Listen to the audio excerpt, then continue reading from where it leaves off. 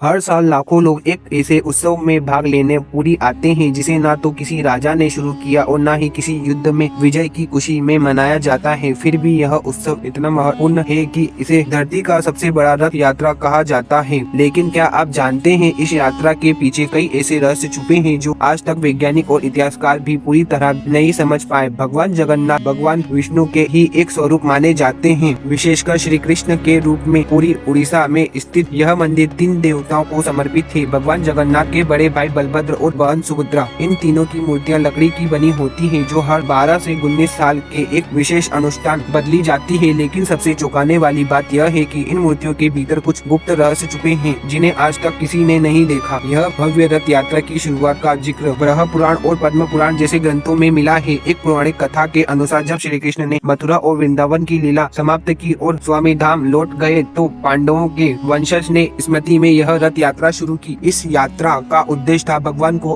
आम लोगों के बीच लाना, हर जाति हर वर्ग के लोग उसके दर्शन कर सके। यह कारण है कि इस रथ यात्रा में भगवान खुद मंदिर से बाहर आते हैं और अपनी बहन और भाई के साथ 3 अलग अलग रथ में नगर भ्रमण करते हैं। पूरी मंदिर के मुख्य गर्भगृह मूल मूर्ति पूरे साल नहीं निकलती, लेकिन साल में एक बार आषाढ़ शुक्ल पक्ष की द्वितीय तिथि को उन्हें बाहर लाया जाता है। इसे गुड़ाचिया यात्रा कहा जाता है। जब भगवान जगन्नाथ बलभद्र और सुभद्रा अपनी मौसी के घर यानी गुड़वाचिया मंदिर जाते हैं, यानी 3 किलोमीटर लंबी होती है और 9 दिन तक चलती है और फिर वापस लौटने को बहु बड़ा यात्रा कहा जाता है। जो व्यक्ति इस यात्रा में एक बार शामिल हो जाए उसका जीवन सफल हो जाता है। भगवान जगन्नाथ रथ की ऊंचाई लगभग 45 फीट, रथ के पहिए 16 रंग लाल और पीले होता है। इन रथों को हर नई लकड़ी से तैयार किया जाता है, कोई भी पुरानी लकड़ी या कील या पुनः उपयोग नहीं होता। और सबसे खास बात, इन रथ को बिना किसी मशीन के खींचा जाता है, सिर्फ लोगों की आस्था के बल पर। कई बार देखा गया है कि रथ अचानक रुक जाता है जैसे कोई अदृश्य शक्ति उसे रोक रही हो, और फिर जैसे ही पुजारी द्वारा विशेष मंत्र पढ़े जाते रथ अपने आप आगे बढ़ने लगता है। यही वैज्ञानिक के लिए आज तक रहस्य बना हुआ है कि इन इतने भारी रथ केवल इंसानी ताकत से इतनी दूर कैसे खींचे जा सकते हैं। सबसे अनोखी परंपरा होती है पुरी के राजा द्वारा झाड़ू लगाना। इसे शेर पढ़ा कहा जाता है। राजा सोने की झाड़ू से रथ के रास्ते की सफाई करता है। संदेश साफ है, भगवान के सामने हर व्यक्ति समान है, चाहे वह राजा हो या रंक। रथ यात्रा के दौरान मंदिर के द्वार बंद कर दिए जाते हैं क्योंकि ऐसा माना जाता है कि भगवान अपने भक्त के बीच शेर पर निकले हैं। अब बात करते हैं सबसे बड़े रहस्य की, मूर्ति के अंदर क्या है। हर बार जब कोई नई मूर्ति बनाई जाती है, 12 से 19 साल पुरानी मूर्ति के अंदर से एक गुप्त बाह्य तत्व को निकालकर नई मूर्ति में स्थापित किया जाता है। इस प्रतिक्रिया को कहा जाता है बाह्य परिवर्तन कहते हैं। यह बाह्य तत्व स्वयं श्री कृष्ण का हृदय है जिसे महाभारत के युद्ध के बाद लेकर पुरी आया गया था। यह प्राकृतिक प्रतिक्रिया आधी रात में होती है और इसे करने वाले पुजारी पूरी तरह आंखों पर पट्टी बांधकर ही यह कार्य करते हैं। यहाँ तक कि वह पुजारी कुछ दिन बाद मृत्यु को प्राप्त कर लेता है। ऐसा विश्वास है क्योंकि वह ब्रह्म तत्व के दर्शन कर लेता है। कई भक्त यह मानते हैं कि भगवान जगन्नाथ आज भी जीवित है, उनकी मूर्ति सांस लेती है, उनके गर्भगृह में प्राकृतिक रूप से गर्मी रहती है। कुछ लोग ने दावा किया है कि उन्हें रथ यात्रा के दौरान भगवान की आंखों से आंसू देखे हैं। रहस्य और चमत्कार से भरी यह यात्रा जो सिर्फ एक परंपरा नहीं बल्कि एक अलौकिक अनुभव है। तो दोस्तों, अब आप समझ गए होंगे कि जगन्नाथ रथ यात्रा सिर्फ एक धार्मिक उत्सव नहीं बल्कि हिंदू संस्कृति की रस्मी विरासत। और अगर आपको वीडियो अच्छी लगी तो चैनल को लाइक और सब्सक्राइब करना ना भूलें और कमेंट में जय जगन्नाथ लिखना ना भूलें।